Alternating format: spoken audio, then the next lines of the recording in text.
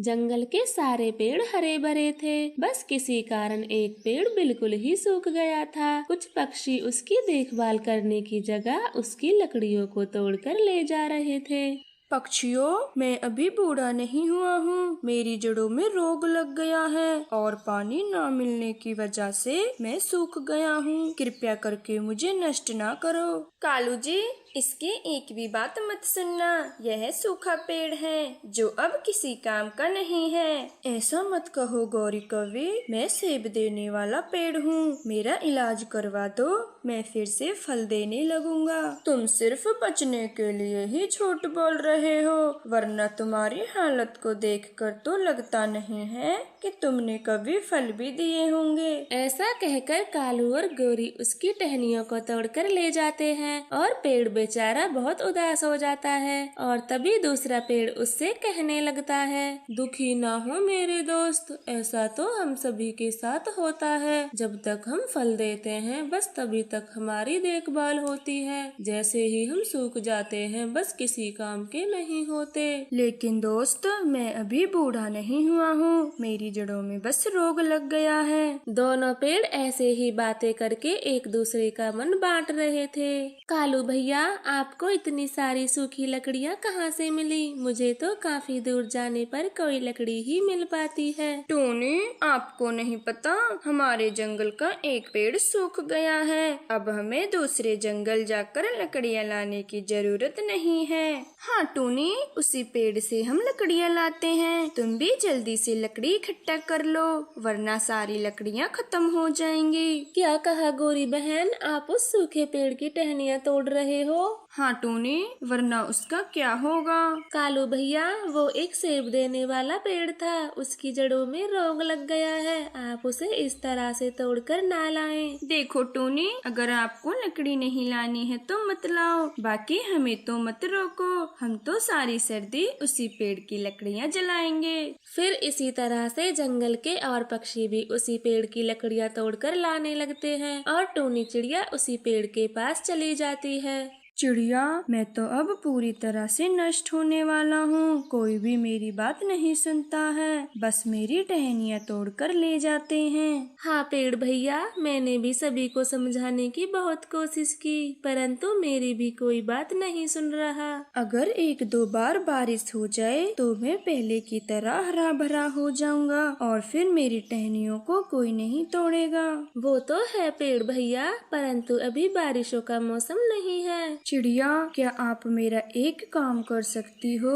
हाँ पेड़ भैया, अगर मुझसे होगा तो मैं जरूर करूँगी। बताओ आपको क्या काम है? आप बूढ़े नीम के पास जाकर उन्हें मेरी हालत के बारे में बताना, वो जरूर कुछ न कुछ उपाय बताएंगे। ठीक है पेड़ भैया, मैं अभी नीम के पास चली जाती हूँ और आपके लिए कुछ न कुछ कोई दवा जरूर लाऊंगी। ऐसा कहकर टूनी वहाँ से चली जाती है और रास्ते में उसे कबूतर रोक लेता है। चिड़िया, मैं काफी देर से आप ही को ढूंढ रहा था, मुझे कहीं भी भोजन नहीं मिल रहा। अगर आप दूसरे जंगल जा रही हो तो मैं आपके साथ चलता हूँ। लेकिन कबूतर भैया, मैं तो दूसरे जंगल बूढ़े नीम के पास जा रही हूँ। चिड़िया, आप नीम के पास क्यों जा रही हो? सब कुछ ठीक है? फिर टोनी कबूतर को पेड़ की सारी बातें बताती है। फिर वह दोनों नीम के पास चले जाते हैं।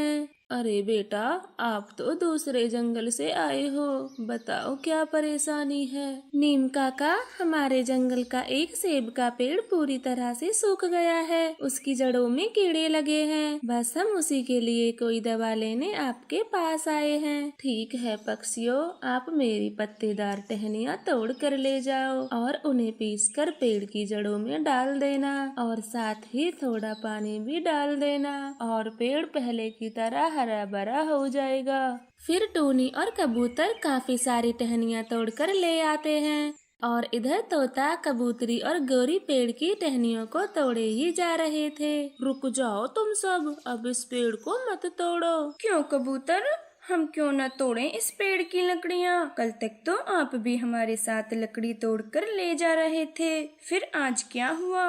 गौरी, इसने ढेर सारी लकड़ियाँ पहले ही जमा कर ले होंगे, इसीलिए हमसे मना कर रहा है। नहीं मिट्ठू तोते, ऐसी बात नहीं है। अब हम इस पेड़ का इलाज करवा रहे हैं और इसलिए आपसे मना कर रहे हैं। पागल हो गए हो तुम दोनों। ये एक सूखा पेड़ है जो अब कभी भी हरा भरा नहीं होगा। अरे पक्षियों, मैं ठीक हो जाऊंगा, मेरा इलाज तो होने दो, फिर मैं आपको मीठे मीठे सेब दूंगा।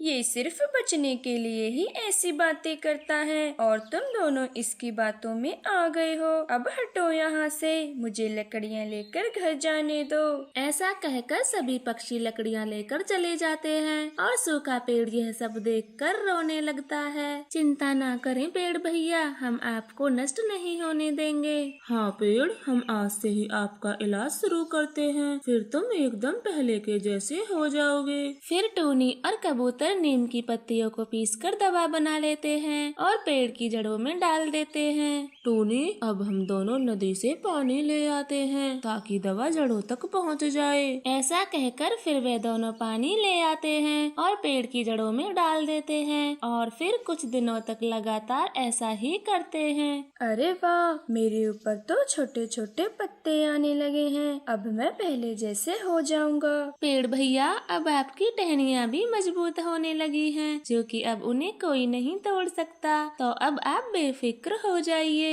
ऐसा कहकर टूनी और कबूतर अपने घर चले जाते हैं। फिर इसी तरह से कुछ समय बीतने लगता है और सूखा पेड़ सेबों से भर जाता है। अरे दोस्त, बहुत बहुत बधाई, आप तो पूरी तरह से स्वस्थ हो गए हो और फलदार भी बन गए हो।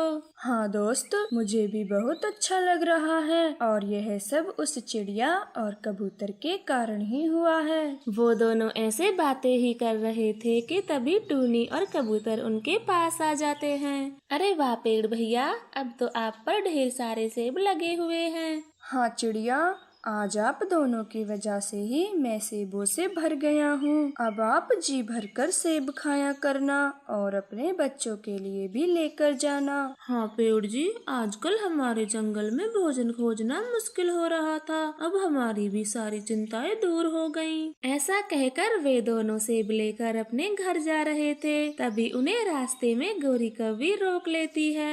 आप दोनों को इस जंगल में सेब कहाँ से मिल गए? हमें भी उस जगह का नाम बता दो, हम भी वहीं से सेब ले आएंगे। गौरी बहन, ये सेब तो उसी सूखे पेड़ के हैं जिसे आप बेकार समझकर तोड़े जा रही थी। क्या कहा टूनी? मुझे तो तेरी बातों पर विश्वास ही नहीं हो रहा। मैं अभी जाकर उस सूखे पेड़ को देखती हूँ। ऐसा कहकर गौरी और कालू सूखे पेड़ के पास चले जाते हैं और पेड़ को सेबों से भरा देखकर चौंक जाते हैं। ये क्या गौरी जी, ये पेड़ तो सच में ही सेबों से भर गया है। हाँ कालू जी, मुझे तो सेब बहुत पसंद है, चलो अब हम जल्दी से सेब तोड़ लेते हैं। कालू और गौरी, आप दोनों को मेरे सेब खाने का कोई हक नहीं है, सबसे ज्यादा आप दोनों ने ही मेरी टहनियाँ तोड़ी थी।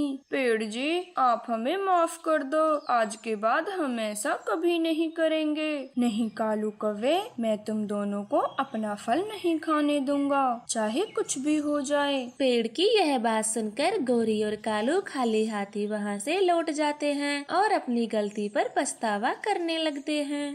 रानो जी, आज शाम को मैं घर जल्दी आ जाऊंगा, आप तैयार रहना और मेरी प्यारी बेटी को नया वाला फ्रॉक पहनाना। टुन्नू जी, शाम को कहाँ जाना है? मुझे तो कुछ नहीं पता।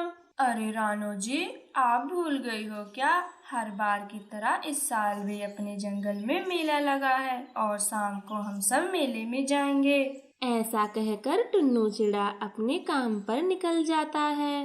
गौरी कौवी, मेरी समझ में तो कुछ नहीं आता है, आखिर सारे जंगल में हमारी सबसे बड़ी कपड़ों की दुकान है, फिर भी आप न जाने इन चूहों को क्यों पकड़ती हो। कालू जी, ये चूहे ही मेरे पक्के साथी हैं और इन्हें पकड़ना मुझे बहुत अच्छा लगता है। गौरी कौवी ऐसे ही ढेर सारे चूहे इकट्ठे कर लेती है और उन्हें अपने घर में बड़े ही प्यार से रखती है और इस तरह से शाम हो जाती है और रानो चिड़िया अपने पति का इंतजार करती है। मम्मा, पापा कब आएंगे? शाम तो हो चुकी है। बेटी, पापा बस आते ही होंगे, फिर हम सब मेला देखने जरूर जाएंगे। इस तरह से वे दोनों टुन्नू चिड़ा का इंतजार कर रही थीं। तभी दो पक्षी टुन्नू को गंभीर हालत में वहाँ पर लेकर आते हैं। हे भगवान, आपकी ये हालत कैसे हुई और आपके पंखों में कितनी चोट आई है? जहाँ ये काम कर रहे थे वहाँ से ये नीचे गिर गए और इनके दोनों पंख टूट गए हैं, इसलिए यह कभी अब उड़ नहीं पाएंगे। मुझे माफ कर दो रानू जी, मैं अब कभी भी उड़ नहीं पाऊंगा और ना ही एक भी पैसा कमा पाऊंगा। आप ये कैसी बातें कर रहे हो टुन्नू जी? इसमें आपकी कोई गलती नहीं है। रानू जी, घर में जो भी पैसे पड़े हैं आप इन्हें दे दीजिए, इन दोनों ने ही मेरा इलाज करवाया है। फिर रानो चिड़िया सारे पैसे उनको दे देती है और वह दोनों वहाँ से चले जाते हैं। फिर कुछ दिनों बाद टुन्नू चिड़ी की खबर सुनकर उसका सबसे अच्छा दोस्त उससे मिलने आता है। अरे टुन्नू भाई, ये तो बहुत बुरा हुआ आपके साथ। अब आपके परिवार का गुजारा कैसे होगा? यही चिंता तो मुझे खाई जा रही है। जो भी पैसे जमा किए थे वो मेरे इलाज में खत्म हो गए। अब मेरे परिवार का क्या होगा? वैसे तो मैं तेरी ज्यादा मदद नहीं कर सकता मेरे दोस्त, पर मैं तुझे कुछ पैसे दे देता हूँ। इनसे तू कोई छोटा मोटा कारोबार चला ले। परंतु मेरे दोस्त, मैं तो अब अपनी जगह से उड़ भी नहीं सकता, फिर मैं कोई काम कैसे कर सकता हूँ? अरे मेरे दोस्त, सर्दियों का मौसम आने वाला है, तो आप इन पैसों से ऊनी कपड़ों की दुकान खोल लो। इसमें अच्छी कमाई होती है और यह काम तो रानो बहन भी कर सकती हैं। टुन्नू चिड़ा और रानो चिड़िया को यह बात बहुत पसंद आती है और अगले ही दिन रानो चिड़िया एक कपड़ों की दुकान खोल लेती है और रानो चिड़िया के कुछ कपड़े बिक जाते हैं। टुन्नू जी, अब आपको कोई चिंता करने की जरूरत नहीं है। ये देखो, पहले ही दिन हमारी कितनी अच्छी कमाई हुई है। हाँ रानू जी, ये तो बड़ी खुशी की बात है कि आपका काम अच्छा चल रहा है। इस तरह से रानो चिड़िया की दुकान अच्छे से चलने लगती है। जंगल के कुछ पक्षी तो रानो चिड़िया से ही कपड़े खरीदते हैं। गौरी कौवी, जब से उस रानू चिड़िया ने अपनी कपड़ों की दुकान खोली है तब से हमारे तो कपड़े कम बिकने लगे हैं। सुना है वह चिड़िया सस्ते और अच्छे कपड़े देती है। कालू जी, ऐसे तो हमारे सारे कपड़े पुराने हो जाएंगे, फिर कोई भी पक्षी उन्हें नहीं खरीदेगा। इस रानू चिड़िया का तो कुछ करना ही पड़ेगा। ऐसा कहकर वो दोनों रानो चिड़िया के दुकान से जाने का इंतजार करने लगते हैं। कालू जी, आप यहीं पर रुकिए, मैं बस अभी आती हूँ।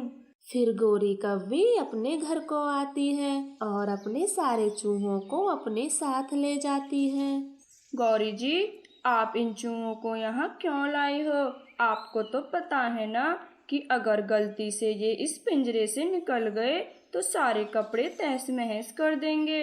सही कहा कालू जी, ये चूहे तो हैं ही जंगली, इन्हें मैं उस रानू की दुकान में छोड़ दूंगी, फिर उसकी दुकान के सारे कपड़े खराब हो जाएंगे। फिर तो गौरी जी उसका बहुत नुकसान होगा और वह इतनी अमीर नहीं है जो दोबारा से कपड़े ला सके। रानो चिड़िया दुकान बंद करके अपने घर चली जाती है और चुपके से वे दोनों रानो की दुकान में वे चूहे छोड़ देते हैं। कालू जी, अब सुबह जब वह रानो चिड़िया अपनी दुकान को देखेगी तो बड़ा ही मजा आएगा। ऐसा कहकर गोरी कव्वी और कालू कौवा अपने घर आ जाते हैं और सो जाते हैं। जब अगली सुबह रानो चिड़िया अपनी दुकान देखती है तो हे भगवान, ये क्या हो गया? मेरे सारे कपड़े चूहों ने काट दिए। अब इन्हें कोई नहीं खरीदेगा। अब मैं अपने घर का गुजारा कैसे चलाऊंगी? रानो की दुकान को देखने के लिए वहाँ पर गोरी कव्वी भी आ जाती है। अरे रानो बहन, आपके तो सारे कपड़े चूहों ने काट दिए हैं। अब आप ये दुकान बंद कर दीजिए और कोई अलग काम कीजिए। नहीं गौरी बहन, मुझे अभी एक आइडिया आया है जिससे मेरे कुछ कपड़े तो सही हो जाएंगे और मेरे पास थोड़े पैसे हैं जिससे मैं नए कपड़े भी ले आऊंगी। रानू की यह बात सुनकर तो गौरी कव्वी अपनी दुकान पर आ जाती है। कालू जी, ये रानो तो सबसे ज्यादा मेहनती है। हमने ऐसे न जाने कितनों को भगाया था, पर ये तो उन कपड़ों को ठीक करके वापस से बेचना चाहती है। गौरी जी, आप करने दो उस रानो को मेहनत। हम फिर से कोई ना कोई तरकीब निकाल कर उसकी दुकान बंद करके ही रहेंगे। इधर रानू कटे कपड़ों को ठीक करने लगती है। वे कपड़ों में अपने पंख से कढ़ाई करती है जिससे कपड़ा और भी सुंदर लगने लगता है। दिन रात की कड़ी मेहनत करने के बाद रानू अपने सारे कपड़े ठीक कर लेती है। गौरी कवि, उस रानो के कपड़े तो पहले से भी ज्यादा बिचने लगे हैं और सभी पक्षी उसकी कढ़ाई को बहुत पसंद करते हैं।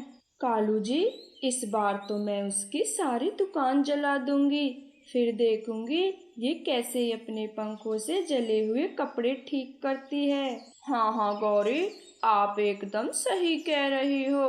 बस एक बार इसे घर जाने दो।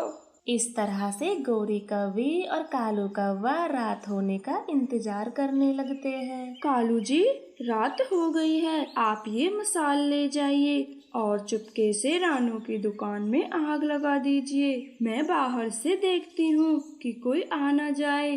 फिर कालू कौवा मसाल लेकर रानू चिड़िया की दुकान पर चला जाता है, परंतु जैसे ही कालू कौवा दुकान के अंदर जाता है वहाँ पर रानू चिड़िया सो रही थी। अरे ये क्या कालू, ये तो यहीं पर है, घर नहीं गई। लगता है चूहों की रखवाली कर रही है। निकल ले यहाँ से, इसी में तेरी भलाई है। कालू कौवा तो बहुत घबरा जाता है और हड़बड़ी में वहाँ से आ जाता है और गलती से वह मशाल अपनी दुकान में ही डाल देता है। गौरी कवि, वो रानो तो बहुत चालाक है, वह अपनी दुकान में ही सो रही थी। तो फिर कालू जी, आपने उस रानो की दुकान में आग लगाई या नहीं? नहीं गौरी जी, मैंने आग नहीं लगाई। अगर वह मुझे देख लेती तो? फिर वह मसाल कहाँ है कालू जी? उन दोनों के बातें करते करते ही आग कपड़ों में लग जाती है और वह अपनी जान बचाकर दुकान से बाहर आ जाते हैं। कालू जी, आप एक काम भी ढंग से नहीं कर पाए। रानो की दुकान की जगह अपनी ही दुकान जला दी। गौरी, मैं बहुत घबरा गया था, मुझे पता ही नहीं चला कि मसाल कब में मैंने अपनी दुकान में रख दी। कालू और गौरी की दुकान पूरी तरह से जल चुकी थी और अब रानो की मेहनत से उसकी दुकान अच्छी चलने लगी। सभी पक्षी सर्दियों के लिए रानो की ही दुकान से कपड़े खरीदते और फिर रानो चिड़िया अपने पति का एक अच्छे डॉक्टर से इलाज करवा लेती है और वह परिवार पहले की तरह हंसी खुशी रहने लगता है।